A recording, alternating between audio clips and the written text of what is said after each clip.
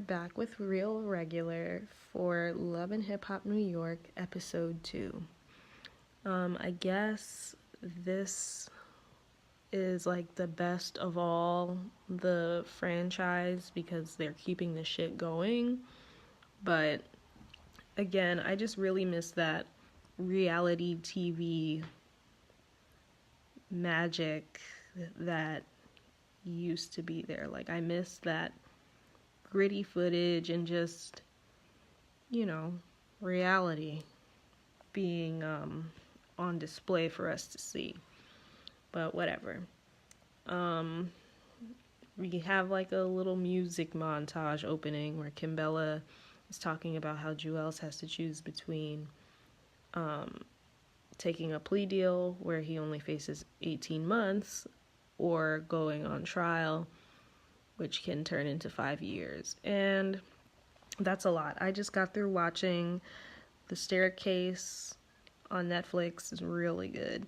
It's about the Michael Peterson trial, and that shit was like, it took like 3 years just to go through it, just to get a guilty verdict. So I don't think anyone would want to go through that. So I could see why she's upset about it. And she's saying that she needs a friend to cry with, and I'm expecting Yandy to walk through the door, but interestingly enough, it's Juju. Now, at first I didn't remember her name, so I was like, oh, it's Chocolate Drop. Like, I couldn't remember her name, but, she comes in, they talk about what happened. Aw, Kimbella all over again. Like, she's just living this intervention episode, and she's like saying that it's the system and it's this and it's that, and that very well may be true, but she also blamed the drugs, and it's not the drugs, it's Juelz. Like, he fucked you around for 9 years and now he's fucking himself up.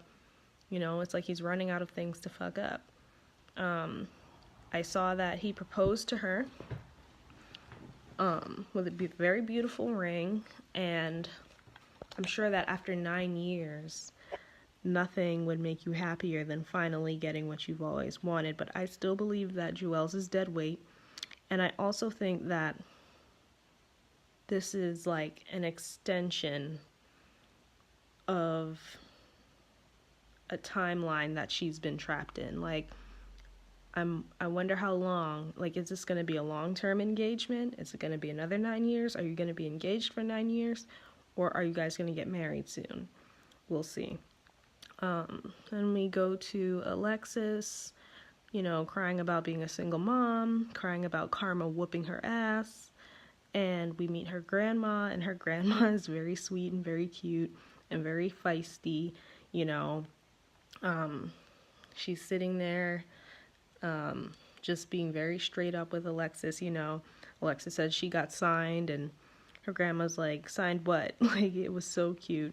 And she was asking her if she had a lawyer look over it, and Alexis, like, I don't know, it's like Alexis just sitting there lying to her grandmother about this fucking record deal.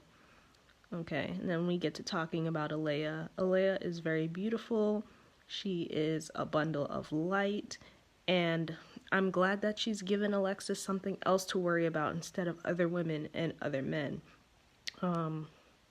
Alea has all of these ailments that are obviously incurring a lot of medical costs, and I feel like that's why Fetty is so hard to reach for this particular baby, because she requires so much, and I don't think he can cover it. With, what does he have, like 8 other kids? He can't afford to take care of her. And I feel like her grandmother was on the money when she said, don't worry about him. Move on with your life, be a mom. Her grandma doesn't have time for the shit. And she's ready to take the baby off her hands, and that's probably the best that's the best situation for her at this point, because Alexis is over here, lying about how she doesn't want a relationship with Fetty, and she's chasing him around. It's stupid. We cut to Juelz and dumb Paul Mooney, aka Mano, and Juelz is like talking about his sentence and all of that, and seeking advice from Mano. Okay. And then he says, no one's that stupid to bring a gun into the airport. Yeah, no one but a drug addict. You can't tell me that you weren't high on that particular day. Anytime someone flies out, it's rare if they're sober for long. And you being on perks and all that shit, there's no way you didn't start the day with a spliff and then, just have some codeine for breakfast. I don't believe that. And when you're that lucid, there's no telling what you thought was right or what to do. It's like he just keeps skirting around his addiction. He keeps skirting around, vital details that would give us an idea of what's really going on. And yeah, the system is fucked up and the system does do things to incriminate people, but I gotta question your credibility when you've admitted to using things that can impair your judgment.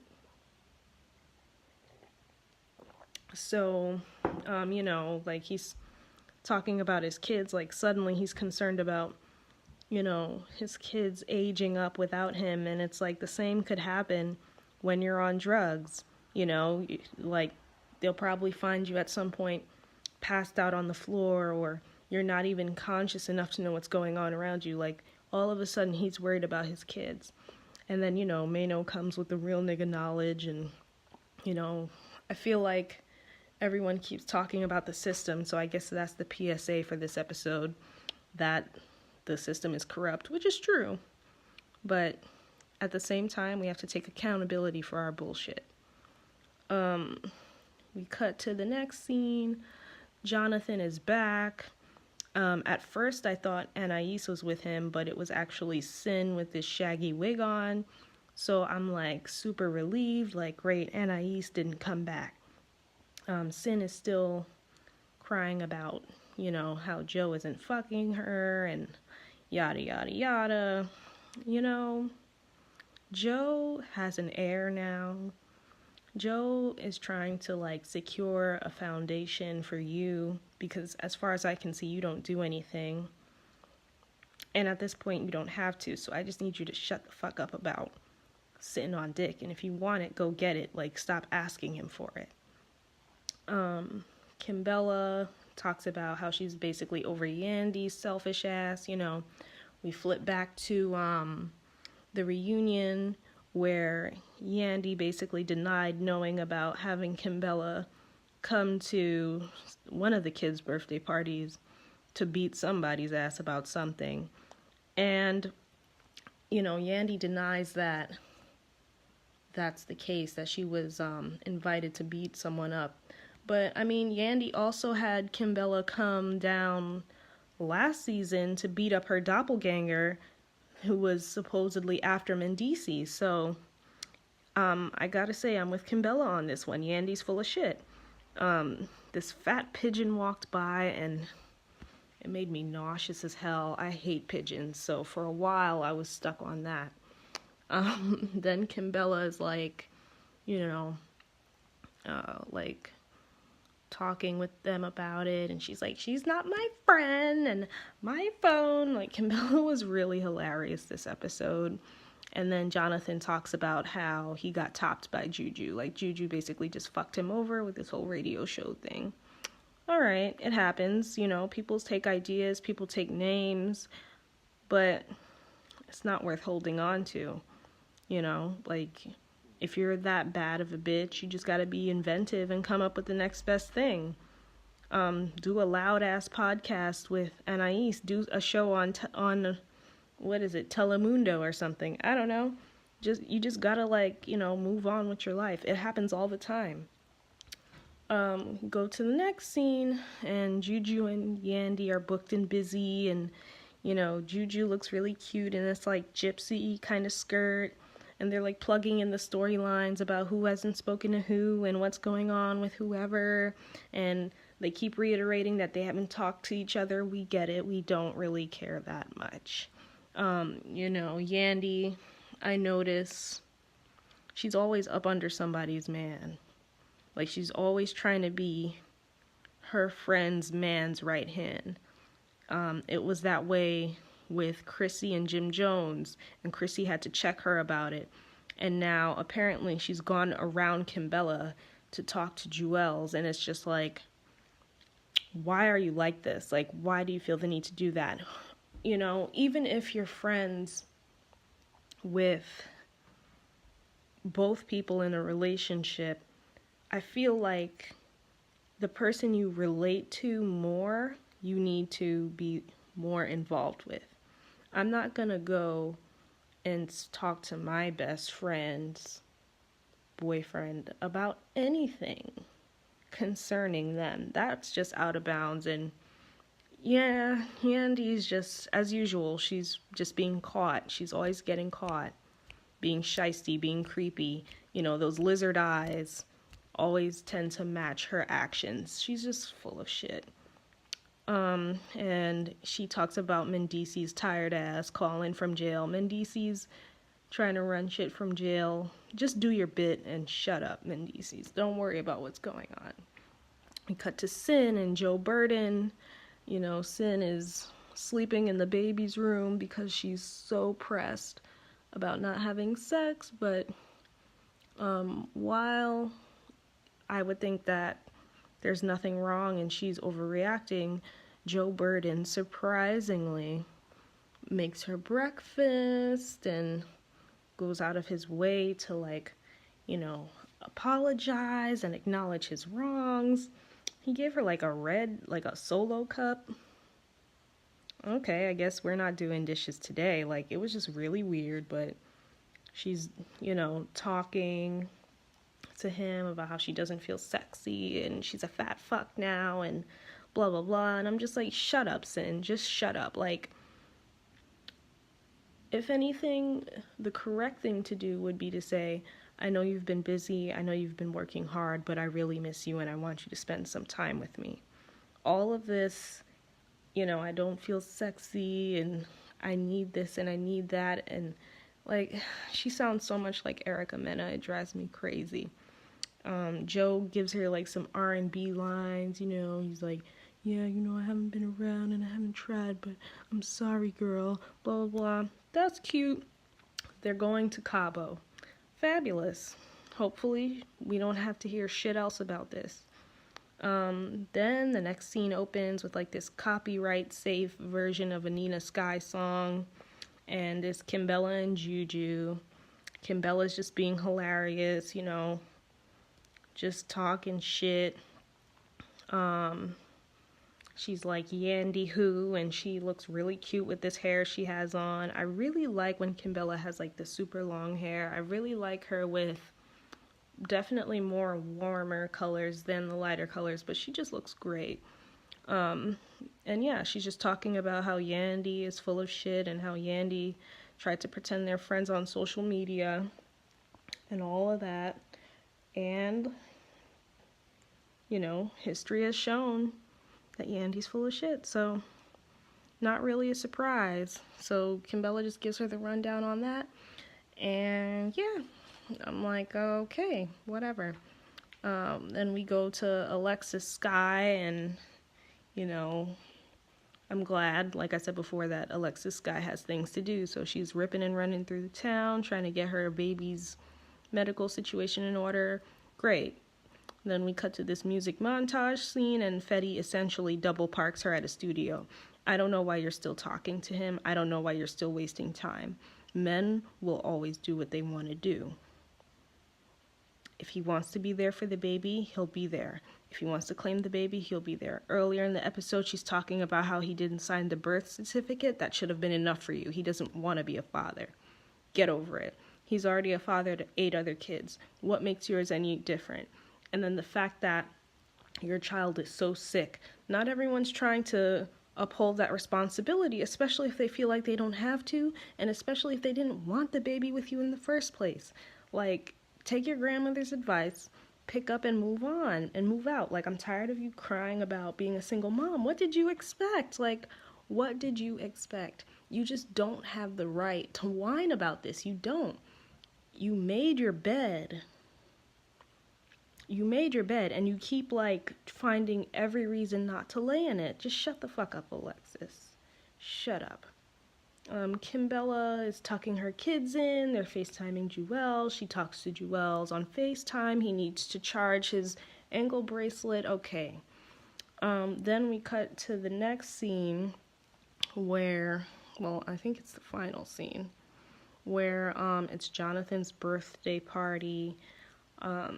Juju kind of invited herself, and Yandy was invited, but Kimbella's also there. So, it's just a recipe for disaster, and everyone seems to be, high off of Coke and Valium, and probably had a lot of champagne before they came. Like, everyone's just really, the energy is just off. Everyone's just really aggressive and just ready to work this scene and do what they have to do. So I thought Anais was gone, and in fact she's back with this shaggy ass wig and this tired, nude illusion dress with cotton balls all over it. And she's trying to sing something to Jonathan, and she's making a scene, and of course she's just one of those people that wants to be the center of all the reactions and all the emotions. And, I'm tired of it. Juju walks in, Jonathan gives... Okay. Jonathan starts talking to Juju about it. Like, Juju just cut right to it. Like, I heard you have a problem with me. And then, I guess because Jonathan was angry, he just, drags it and says that Kimbella was talking shit. And, we sat there, and we know it's not true, but like I said, everyone's so fucking drunk and high that Juju takes that to mean that it's true, and now she's thinking that Kim and Jonathan have a problem with her. And then Anais is definitely drunk and high because she's always slurring, She's sitting there going back and forth with Juju saying stay classy, even though she was bending over in the middle of the fucking venue, shaking her ass for everyone to see. She's talking about being classy, and then she storms out. And in her confessional, she's just weird. It's like her tits are like fucking wallflowers, like two people standing on either side of the club. And like her trachea is just showing. It's like she just... And then she sounds like the duck from Tom and Jerry. I just don't know what to do with her, and I don't know why she's here. But whatever. She leaves. And yeah. Like, no one's here for the bullshit. That's what everyone keeps saying, but they keep it going. Kimbella gets Yandy all the way to get her. Tells her that, just gets her together. Just tells her, that she ain't shit, that she's full of shit. That she plays, the high and mighty role. She plays this good person role, but she's actually horrible. And I can believe that, And Yandy saying in her confessional, you need me, let's just go back to being friends. No one needs you, Yandy. No one needs you but Mendices. And when he gets out, we'll see how much longer he needs you when he's back to doing whatever he's doing. Once again, not much to talk about, but it was somewhat interesting. I sat through most of it. I did eventually get up and walk away, but it's alright. Compared to what else is out on TV now, it's alright. But I'm definitely waiting to see the hip-hop in Love and Hip Hop. And I guess you could stand to see some love too. I don't really know that it's love. It's just more so everyone's bullshit being exposed, but not the real bullshit, which is even more annoying. I want to see the unfurnished apartments. I want to see people trying to make it from day to day. I want to see, if the kids are eating every night, or if we're doing what are we doing to make things work? What do we actually do? Not the made up businesses, not the bullshit. Like, I want to see the real. I want to see what's really going on. But that will never happen. I'll catch you on